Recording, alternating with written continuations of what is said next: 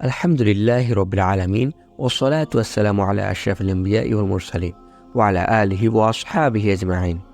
প্রিয় দর্শকগণ, আপনারা সকলেই জানেন কিয়ামত আমাদের অতি সন্নিকটে। কেননা কিয়ামতের যে ছোট আলামতগুলো রয়েছে তা ইতিমধ্যেই প্রায় সবগুলোই প্রকাশ পেয়েছে।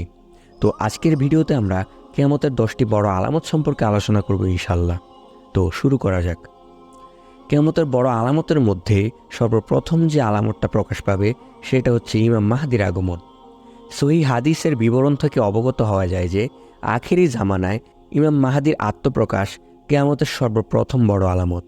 তিনি আগমন করে এই উম্মতের নেতৃত্বের দায়িত্বভার গ্রহণ করবেন। পৃথিবী হতে জুলুম নির্যাতন দূর করে ন্যায় ইনসাফ দ্বারা তা ভরে দিবেন। দাজ্জালের আগমন। আখেরি জামানায় কিয়ামত নিকটবর্তী সময়ে মিথ্যুক দাজ্জালের আবির্ভাব ঘটবে। দাজ্জালের আগমন কিয়ামত নিকটবর্তী হওয়ার সবচেয়ে বড় আলামত। মানবজাতির জন্য দাজ্জালের চেয়ে অধিক বড় বিপদ আর নেই। সকল নবী আপন উম্মতদের দাজ্জালের ভয় দেখিয়েছিলেন।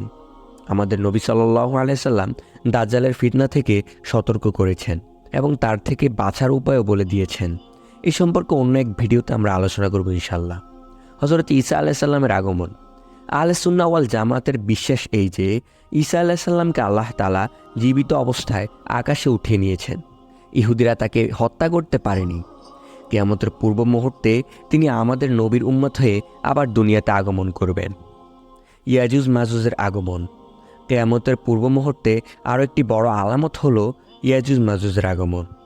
3টি বড় ধরনের ভূমিধস। কিয়ামতের পূর্বে 3টি বড় ধরনের ভূমিধস সংঘটিত হবে।